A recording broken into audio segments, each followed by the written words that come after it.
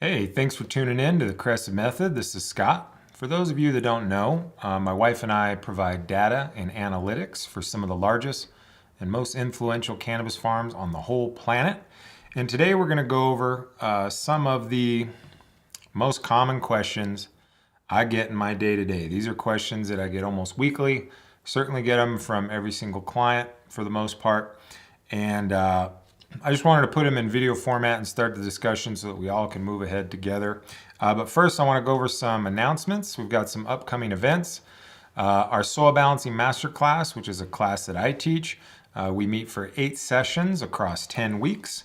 And basically, I go over all the scenarios of managing soil chemistry for potting soil, native soils, large scale, small scale, and provide you with the tools to calculate your own mineral recommendation needs based on your soil test. So that's coming up August 4th.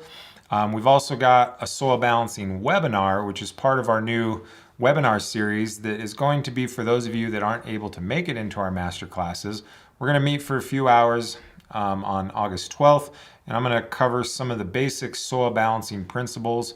Going to go over the common problems, most common obstacles, and how to avoid those. We're also going to be doing a soil food webinar, It's kind of a mouthful, on August 26th. Same kind of deal. We're going to go for a few hours on the basics of managing living soil systems, regardless of the crop type. There's some foundational principles that are same for everything.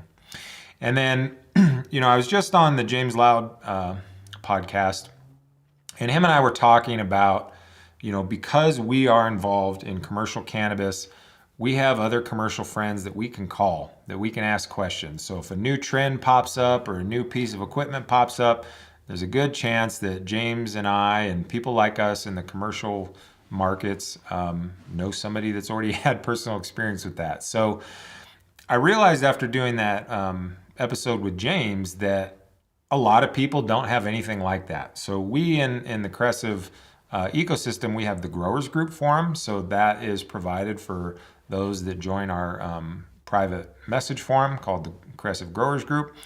But there's a whole lot of other people out there that would like to have access to legitimate, proven commercial techniques to cultivate cannabis, and that's what this webinar is going to be about. And so this is going to be an ongoing series that meets regularly. I'm going to bring guest speakers from the commercial markets to provide insight and other advice, and just really try to move things on a little bit faster than they're going. My wife and I have been providing data and analytics and consulting advice to some of the largest, most influential cannabis farms on the planet.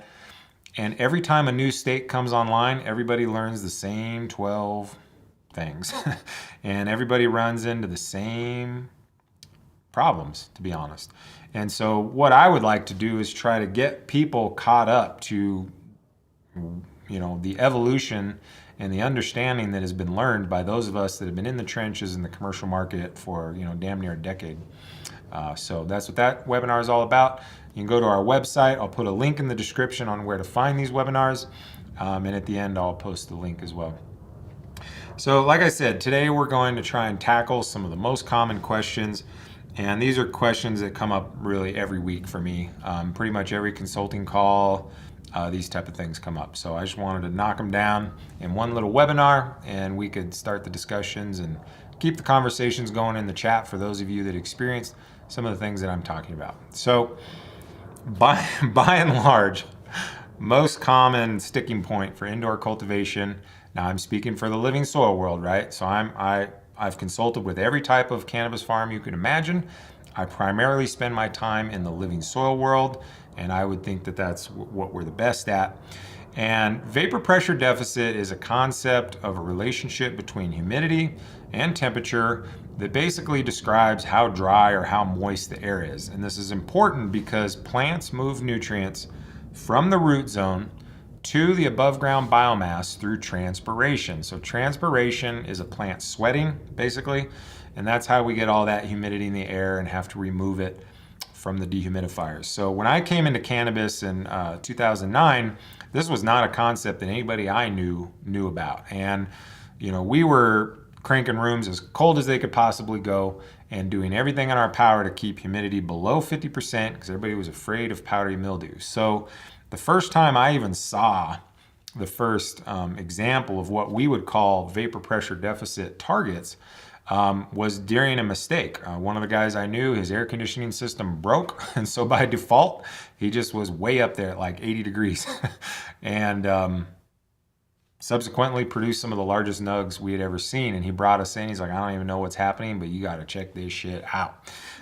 So undeniable in hydroponic techniques, there is a very important component that is the relationship between your humidity and your temperature. And a major sticking point for people in the living soil world is they want to follow this chart. And then when we talk about it, I say, don't do that. And then they check with the internet, and the entire internet agrees that you should be running vapor pressure deficit numbers. And in a living soil system, this is extremely problematic. So anytime you run humidity higher than 60% indoors with living soil, you are going to have negative effects on the soil organism communities. So there's aerobic, which means oxygen rich, and there's anaerobic, which means decreased or lacking oxygen. And there's different organisms that perform under different conditions. So we are after, in my opinion, we are after those oxygen-rich aerobic organisms. And for whatever reason, when humidity in the grow room stays above 60%, it inhibits the ability of the moisture to leave the soil properly, and the soil stays basically waterlogged. And you end up with anaerobic organisms waking up, performing functions in the soil, and something called a ciliate, which is a anaerobic predator of bacteria, starts to function. And when this ciliate eats bacteria, the offshoot is nitrate nitrogen. Now, if you go to the grow store and you look at the back of the labels of the grow and the bloom formula, typically in the better products, there's predominantly more nitrate nitrogen in the veg formula and predominantly ammoniacal nitrogen in the flowering formula. And as you move from, veg to flower, the form of nitrogen should be changing from nitrate to ammoniacal nitrogen or from NO3 to NH4. In a living soil system, when your soil is slightly anaerobic, you are keeping the form of nitrogen in the nitrate form. The literal mathematical formula for powdery mildew is too much nitrate nitrogen in the flowering, reproductive, seed-producing phase of a plant. Some of these textbooks behind me say that. Some of the university literature agrees with that. And for whatever reason, that's what happens indoors, in soil, when humidity is above 60%. So my personal advice is to keep humidity below 60% and then do the best you can. And so in a vapor pressure, in the VPD chart, we're trying to stay in the green. And you get the best results in the green. Y'all can go look up and read on it and delve into it. But if you're staying here in the 60% column, you really got to be below 75 degrees to even stay in the green, which is honestly kind of hard. So people start to fall off this chart and it's upsetting. They feel that they're going to lose yield.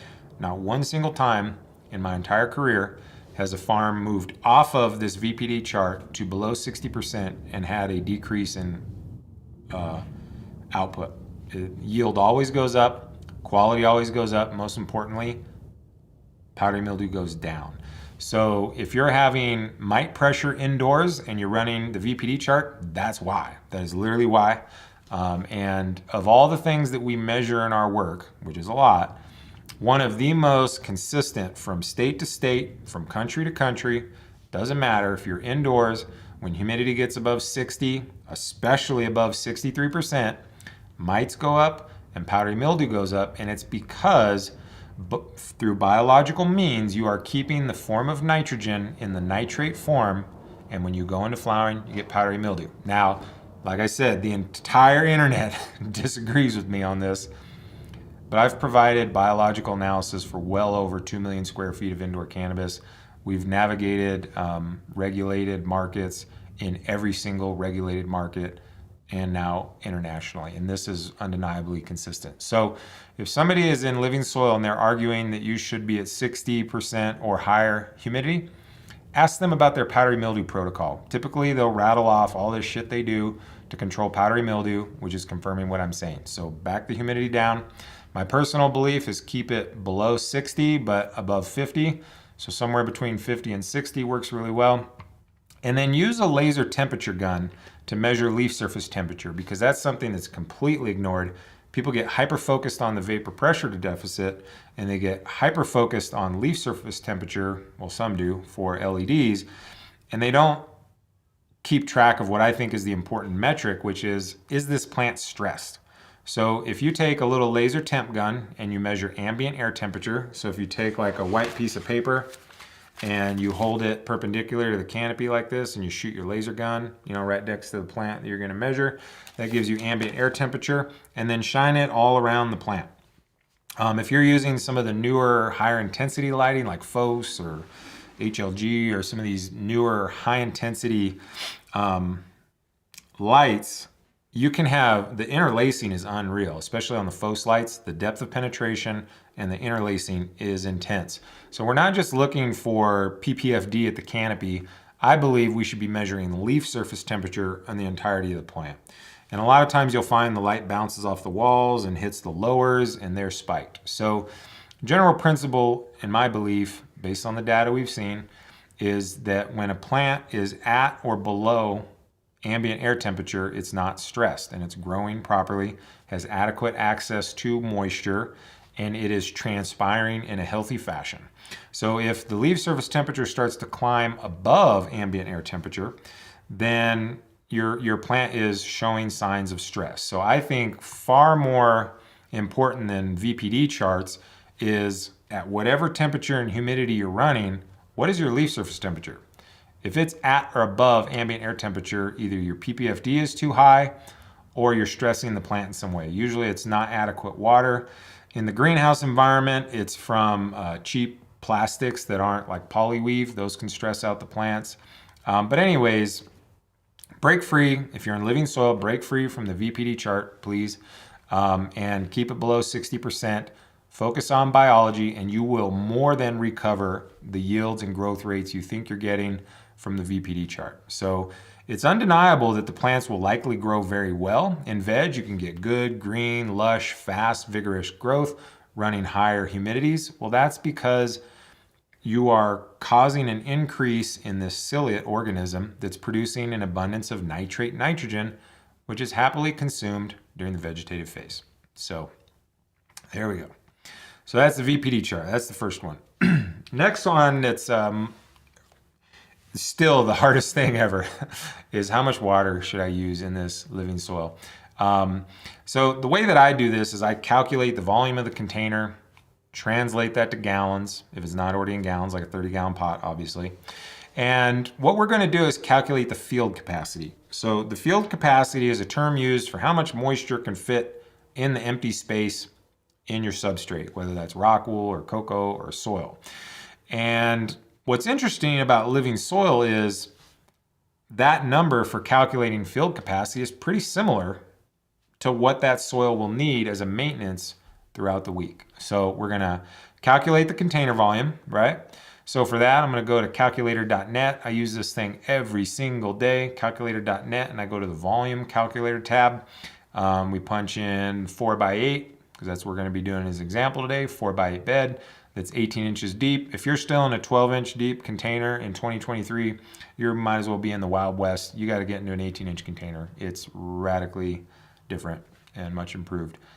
Nonetheless, a 4x8 by 18-inch deep bed is 48 cubic feet. Translate that into gallons using the Google machine, and from just a general volume standpoint, that container holds roughly 359 US liquid gallons. Okay, so now that we've got the total gallons, we're gonna, so here's the math for those of you screenshotting down the road.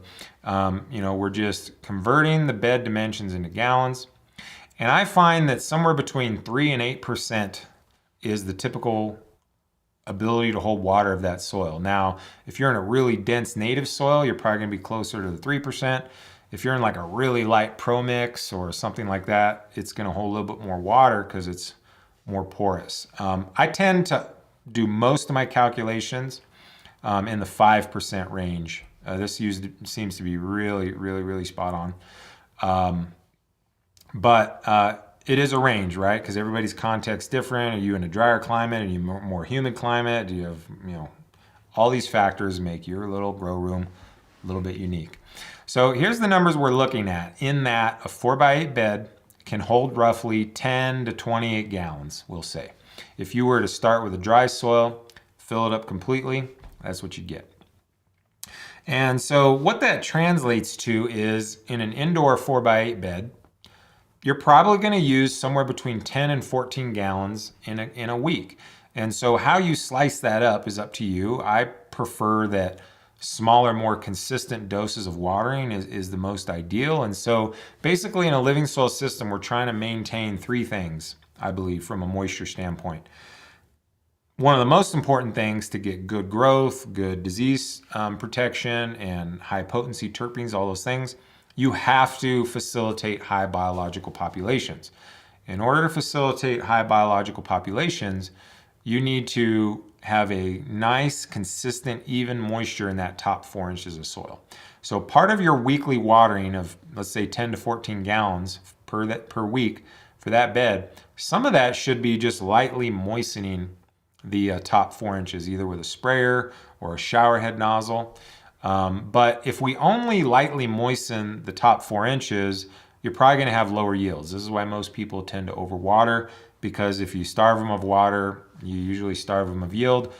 We just had someone that backed off watering too much, and it actually affected the terpenes in the extracts, which that was new to me. I didn't know that that was a possibility. But if we only try to maintain the top 4 inches for biological purposes, we're going to hinder our plants. So you still need to have a deeper watering periodically. So if you do like 2 soil surface moistenings a week and 2 deeper waterings a week, and then that third necessity, in my opinion, would be feeding. I'm not a water only guy. That's not true. No disrespect, but most of the people who are saying that are lying to you. They do all kinds of feeding. I've worked with them. And water only, I don't think is really a good goal. So I really truly believe that if you're trying to have consistent, good harvest production, you need to provide supplemental nutrition or be absolutely expert at soil chemistry.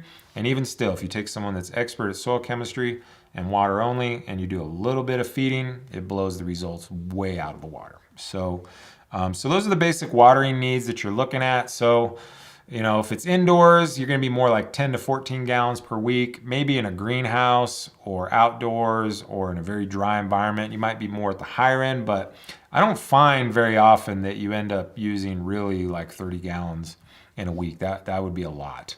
I would think in a 4x8 bed in most indoor environments, you're going to be somewhere between like 12 and 17 gallons. So somewhere between 1.5 and 2.5 gallons per day average.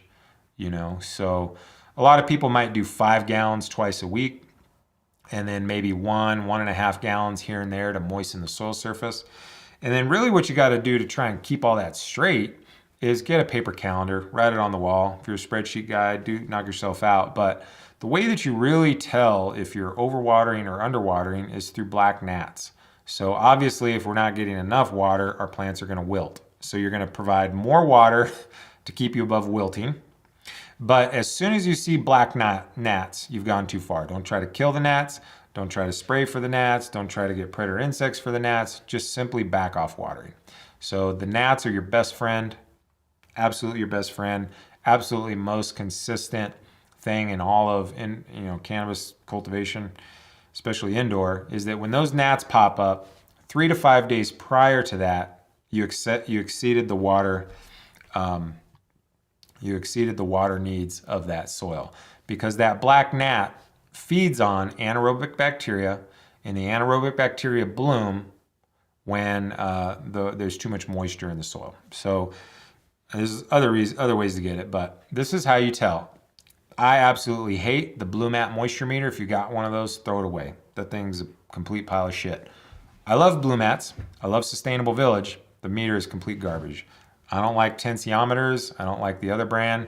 I like the Blue Lab pulse meter and your hand. The best is your hand. Grab a soil hunk, the top 4 inches, gently squeeze it, open your hand. It should stick into 3 or 4 larger clumps. That's the right amount of moisture.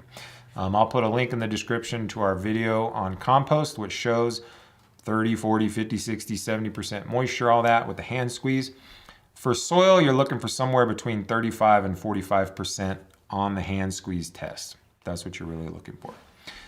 So yeah, there you go. Got some good comments going in the chat. We'll get to in a minute. People confirming exactly what I'm saying, which is pretty cool. So yeah, we'll get to those here in a minute. One, this is probably gonna be a hot topic. Better take a drink. This one's probably gonna really upset some people, but the most common thing that I hear, and I have heard for a really long time, the powdery mildew is systemic. This is not true. This is not true at all. Not even close. Is powdery mildew persistent? In certain situations. Is it systemic? No, not at all. What is systemic is a lack of the belief that nature is intelligent and can live a healthy life. That's what's systemic. Fear that the plant cannot grow healthy is systemic. So here's a little cross section of the leaf. I'll just get to the answer here. Basically, if you're building a plant with proper nutrition, a lot of these big cells are going to be made with calcium. They're going to be big, strong, have structural integrity. These little cracks are going to be filled in with silica, and powdery mildew cannot physically penetrate into this leaf surface. If you're really providing good nutrition as well as good biological activity, this top layer is going to get thick and waxy. That was one of the first things I learned way back in the day from the guys that were good. The guys that were really growing the good cannabis had nice, shiny, thick, waxy leaves. Just like plants, just like humans, plants put on an outer layer of fat if they have luxury consumption of calories. So if we give a plant adequate nutrition and more than it needs, it builds a fatty layer. And that fatty layer protects the leaf surface from the penetration of fungal diseases and pathogens. Now, statistically speaking, almost everyone is not feeding near enough calcium to grow a healthy plant. And we're providing way too much potassium. So in the absence of adequate calcium to build healthy, strong, rigid cells, potassium can be used to fill those cells, but now you're going to make weak, watery cells.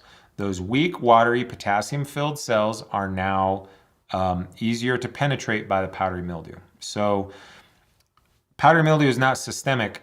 Poor nutrition in the cannabis space is systemic, right? And so the reason why people think it's systemic is if you're not providing adequate nutrition and this cuticle layer is not waxy and thick, then it's literally thinner and there's open fractures and cuts. If you're not providing adequate copper, that's another problem. Copper is the nutrient that leads to elasticity of cells.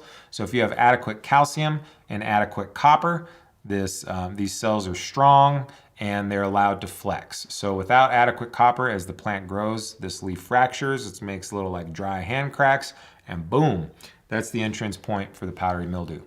The reason why, and also high nitrogen, the reason why people, which nitrogen's an electrolyte and leads to weak watery cells, same thing. So the reason why powdery mildew is so persistent is because we're fertilizing in a way that makes weak watery cells with a thin cuticle that allows powdery mildew to penetrate.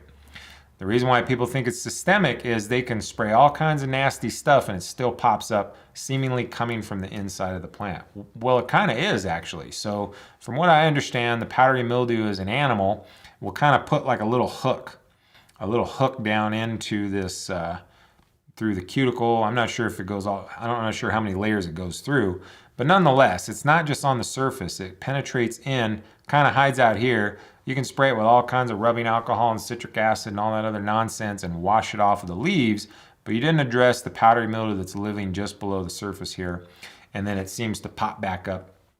And it's so persistent because, again, we're feeding it, we're literally feeding powdery mildew, literally, through nutritional management. So in the hydroponic space, we're not using near enough calcium. Up until recently, people didn't have the ability to measure, well, the tools were around, but the industry didn't use it. Now in the United States, recently, people are using volumetric water content meters in your substrate, which allows you to run higher calcium. Prior to that, without having those tools, long story short, people ran really high potassium and really high phosphorus to keep the substrate stable. again, that leads to powdery mildew susceptibility. So trust me, I came from Southern California during the OG explosion. I have a PhD from SFV University in powdery mildew. I'm telling you, man, I've seen so much powdery mildew. And if you follow the soil food web techniques, not the internet techniques, but what Dr. Lane's actually talking about, you will not have powdery mildew. Nobody in our consulting client base has powdery mildew. Nobody that is in our growers group has powdery mildew. And the people that go through our master classes learn how to get rid of powdery mildew themselves. So getting rid of powdery mildew is very easy. First and foremost, you can almost only do number one and powdery mildew will go away and never come back. Let's get the biology right. So if you're putting a bunch of frass and bokashi and all this stuff, all this anaerobic stuff and getting the fuzzy soil, that is literally powdery mildew, literally. And the more activities you do to get fuzzy shit on the soil surface, the more powdery mildew pressure you're creating. So if you get the biology right, powdery mildew does not even exist. And I know it's a bold statement. It's fairly offensive to a lot of people. Some of you probably just turned the show off. That's fine. But we have consulting clients that we worked with years ago. The powdery mildew never comes back. So once you understand how to manage biology, it's never a problem ever again. Increasing calcium is really important because like I said, in the absence of calcium, you're increasing potassium, which makes weak, watery cells. So the first step is build healthy cells. Usually most people are running way too much nitrogen. You want to lift yield, get calcium right. We're trying to do all the yield producing potential with just nitrogen, and that's one of the ways you get powdery mildew, especially if it's not in the correct form. So if you're using bottled nutrients, they should be giving you the correct form for the flowering stage of cannabis. If you're in biology and you're brewing teas and running high humidity, from a function of biology, you are producing nitrate nitrogen, which makes mites and molds, leading into the end of the life cycle. Another thing you can do is accelerate nutrient movement. So all nutrients except for 4, I believe, need to attach to a phosphate molecule in order to get into the plant. So if you can accelerate the movement of phosphate, you can accelerate the movement of all nutrients. If you can accelerate the movement of all nutrients, you can minimize pest and disease pressure. So one of the coolest little tricks, this isn't something I came up, this came with some of the older eras of the whole no-till movement, and this was taught to me by one of the first commercial living soil farms I worked with. He goes by the Seed Source now. I used to be Incan Llama. But he taught me this way back in the day. This stuff rages, plain and simple. A little bit of aloe vera, a little bit of fulvic acid, a little potassium silicate. The aloe vera does the stimulation of the immune system, provides beneficial compounds like aspirin. Just like the plant, aspirin does a lot of stuff for us. Fulvic acid accelerates the movement of phosphorus, which accelerates the movement of all nutrients. And then potassium silicate is just magical. Silica fills in all the cracks. It's just a good little deal. And here's the recipe for that. So 1/4 to 1 teaspoon aloe vera powder. I don't mess with any of the inner fillet and all that stuff. That's way too cumbersome for me, especially once you get bigger than a couple plants. If that's what you're into, knock yourself out. I have no clue what the ratios there for real aloe are. I just only use the powder. And then you're going to need a fulvic acid. My preferred fulvic acid is Organics Alive FPF at 1 to 2 mils. Or if you want to go a little bit better, Provita. Provita has humic acids, fulvic acids, and fractionated acids. So it's more than just fulvic acid. Also has some other beneficial compounds in there. Long story short, it rapidly slams nutrients into the plant. So that's a killer product. We sell that over at our CGG website. And then you need a little potassium silicate. So 2.5 mils of a 7.8% solution, which would be like Protect. It's found in every grow store in America and on Amazon, to my knowledge. If you want to make a 7.8% potassium silicate solution, put 148 grams of the AgSil 16H powder into 1 liter of water. That's your solution. From that solution, 2.5 mils per gallon. And 1 to 3 times per week works really well. I've done some experiments where I did it 7 days a week, and there's a point in diminishing returns. And at least once per week is good. 3 times per week is pretty rad as well. Another one, I better take a drink for this one too. There you go. Sealed room or vented room? This is a very, very, very, very hot, heated debate. This one comes up a lot with new living soil facilities that have involvement from hydroponic guys or hydroponic investors.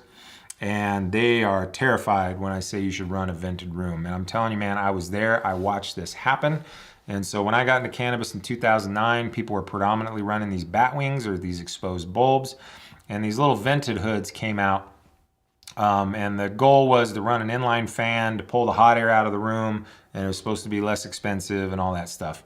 Just like everything else grow related, you start getting a bunch of Chinese knockoffs and a bunch of cheap BS lights. And these things leaked, boy. These things leaked horribly. And when you put the inline fan on there, it would suck the CO2 out of the room. So people moved from bat wings, and then they went from bat wings to sealed vented hoods, and yields went down.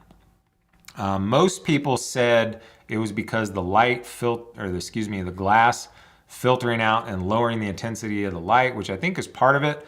But again, I'm a nerd that measures stuff. I saw very early on it was draining the CO2 bottles.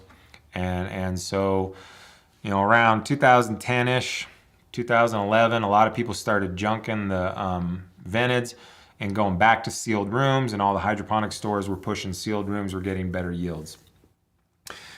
Interestingly enough, that's also when I got my first opportunities as a consultant to start dealing with powdery mildew in those sealed rooms. So when I came in, everybody I knew was doing vented rooms with air exchange. Powdery mildew was not a problem.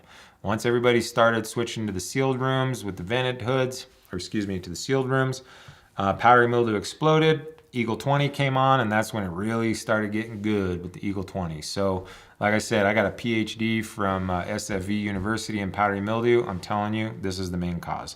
There's a lot of problems with a sealed room. One is, that's extremely unnatural. Even in your home, if you just sealed it up and didn't let fresh air in a while, you'd get sick. So there are thousands of compounds in the atmosphere, and your plant needs access to those. One of these books behind me by Dr. Kerry Reams, he asserted that 80% of the plant's above ground biomass came from minerals it was absorbing from the atmosphere.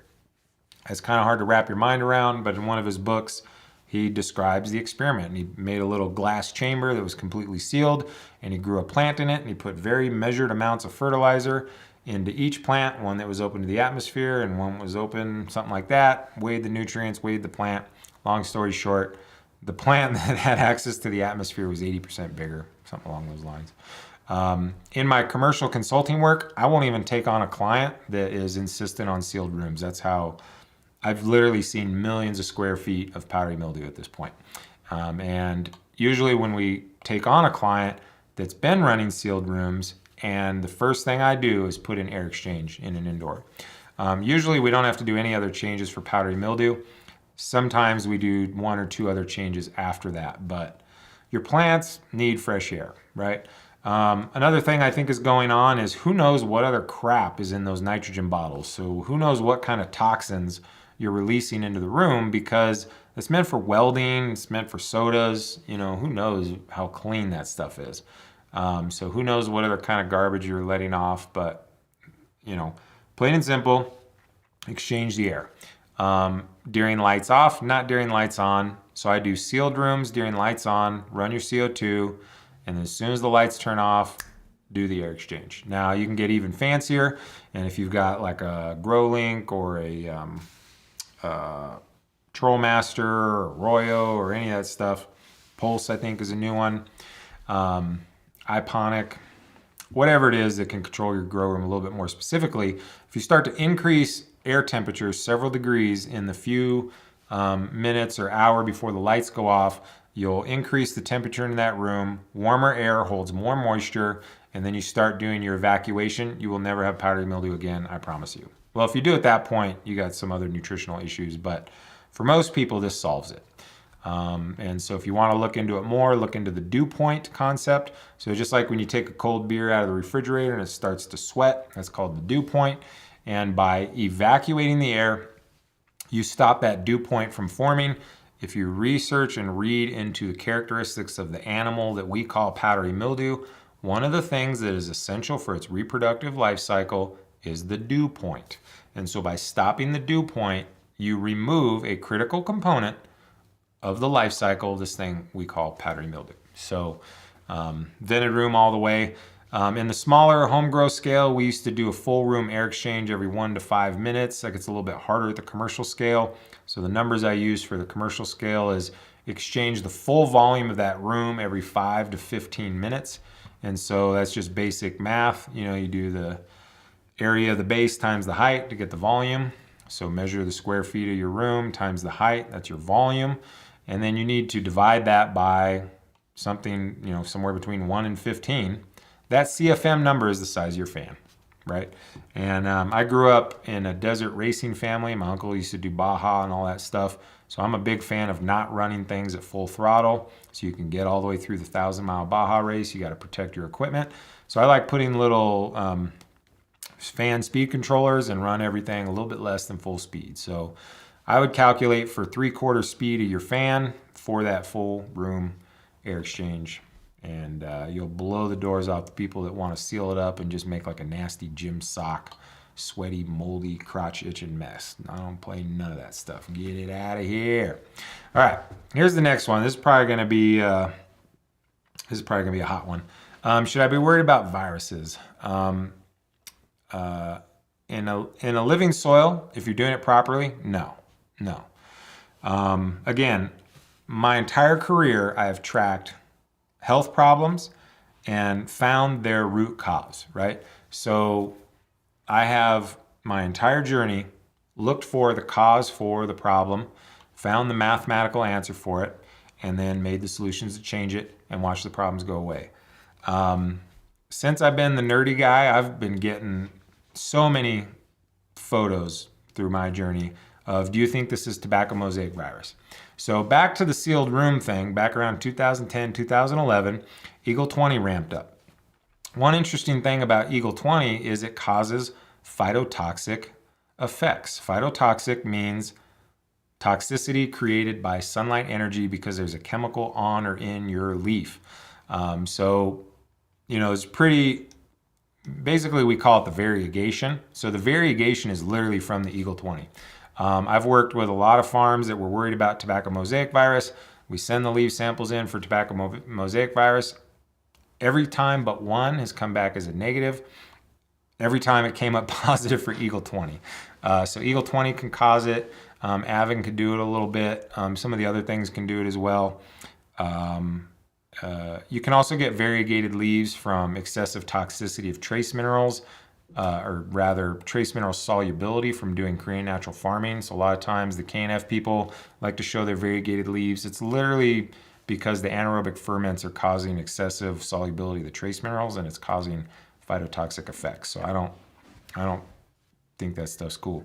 But man, so many times variegated leaves is actually Eagle 20. As regulated cannabis came in, we couldn't do Eagle 20, we couldn't do Avid. We had to move to alcohol-based products and citric acid-based products, and those aren't as effective as a little shot of Eagle 20, but they passed testing. And so people went from spraying Eagle 20 for powdery mildew one time in a harvest cycle, maybe 2 times, to spraying every 3 days with rubbing alcohol or corn oil or citric acid or any of these things. Like, we are bombarding our plants with chemical nonsense all the time, man. And in my analysis, the data shows very clearly that as we ramped up in our application of IPM products throughout the week, magically that's when the viruses came. So my personal assertion is that the viruses is a downstream effect of excessive toxicity in the plant. And so it's a byproduct of overloading these plants with a bunch of garbage that's not mineral nutrients. So I personally believe, based on the data I've seen, that all this virus stuff is a manifestation of excessive applications and hyper-focus on IPM and spraying all kinds of crap. Now, in a living soil system, what's really interesting is if you get biological activity to a certain point, the plant has the ability to section off the viruses and quarantine it and then grow out of it.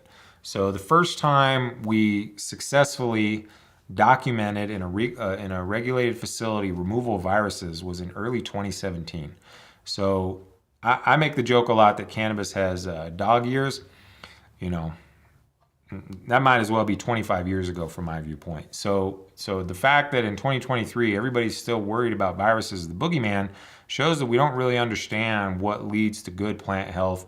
And in the living soil world, we certainly don't understand what high biological activity means. And so we learned early on from Dr. Elaine, when this first started becoming a conversation, 2016, 2017, interestingly enough, that's when Colorado, Nevada, and California were doing regulated, and Eagle 20 couldn't be used anymore, and citric acid, rubbing alcohols, and all that stuff went up. So, but anyways, Dr. Elaine was saying that when biology gets to a certain point, one of two things will happen. The plant will form like a callus on the stem or stalk, and everything above that will grow clean, or it'll quarantine it to a branch, and then that branch looks like a hot mess. But man, in this day and age, like we had to do some more advanced stuff, so to speak, at that, we had to do a little bit extra stuff in 2016, 2017 to get rid of viruses. What we teach in our master classes now of 2023 will clean viruses out of plants. Like, if you want to be an entrepreneurial person, start a living soil nursery and clean up viruses.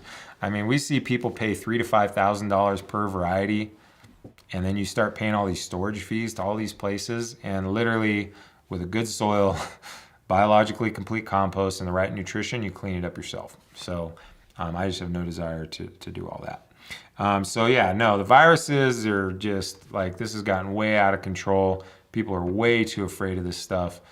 To me, I think it's one of the easiest work in all of cannabis right now, because if your plants are continuously exhibiting viruses, you're probably one of those people that are spraying shit 3 times a week. So you're literally causing it. Can you spread it? Sure. Can uncleanliness behavior spread it more? Sure. But if you put it into a properly balanced soil, which I can teach you how to do in our soil balancing class, and you focus on biology, which we cover in our basic training master class, viruses will never plague you. I promise you that. So I realize those are pretty bold statements, but you can check with some of the people in the comments that have been through our classes. Powdery mildew is not a thing in our ecosystem. Viruses are not a thing. So that's, I guess all I got to say about that. I guess one last thing, I talked about the webinars in the first half. Information that is found at our website, which is cressivesoil.org, and you click on the little Learn tab, and you can see our master classes, our video module downloads. Sarah just set up a new thing to go put your name and information for the webinar series, and we will send you the information on the webinar series.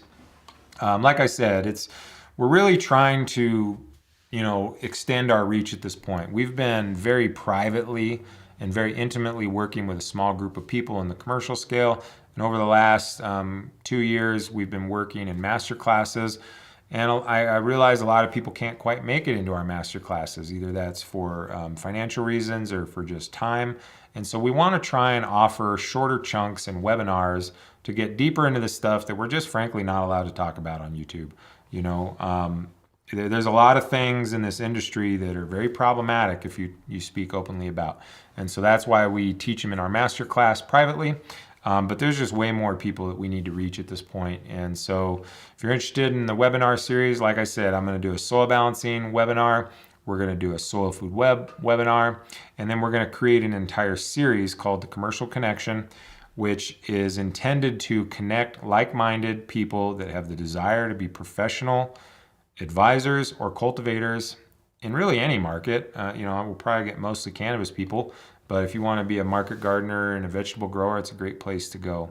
But basically, the short answer is we're going to get together and we're going to talk about how to discern what is good information from the internet and what is bad information from the internet. And we're going to talk about real, actionable, proven strategies that are working across millions of square feet of cannabis in the absolute highest ranks of this whole dang thing. So yeah, so that's what we're going to do. Pretty excited about that. In the Commercial Connection series, I'm going to bring on guest speakers from the commercial markets, and we're going to talk about some really cool stuff. So check out the website, cressivesoil.org, and sign yourself up for that. So I guess with that, we'll go ahead and jump to some questions. If you've been following along, you got some questions, go ahead and jump in. As is, David King is in here. Heck yeah. David has gone through, I believe, every single one of our master classes. and is professionally consulting in the Mendocino area. He's been consulting for a long time. But we just gave him some new skills, and it's pretty cool to see that somebody that's been in that long can continue to evolve. I've not met another person, well, there's a couple people maybe, but very short list of people that have been in cannabis for 20 plus years and can continue to evolve and learn new every single year. I can tell you that those people that continue to evolve that long are at the highest levels, right? So, and what's up? Good to see you back too. Hell yeah. This guy too, I remember. Oh, so David's dropping in some stuff about, let me do this here so I don't have to look sideways. There we go. So David is dropping some information there. It looks like they're moving away from VPD. That's pretty interesting. Yeah, another shout out from Brett. That's pretty cool. Oh, look at this. Yeah, way better using amazing soil with the organic alive and not doing water only. Heck yeah. Heck yeah. Oh, there we go. I think the hand squeeze is better than the Blue Lab. I might agree too. Most people just want a meter though. You know, that's what's annoying, you know. So I missed out on the pre-soch sesh. I had too much stuff to do. So, oh, here's an interesting comment. So David's saying that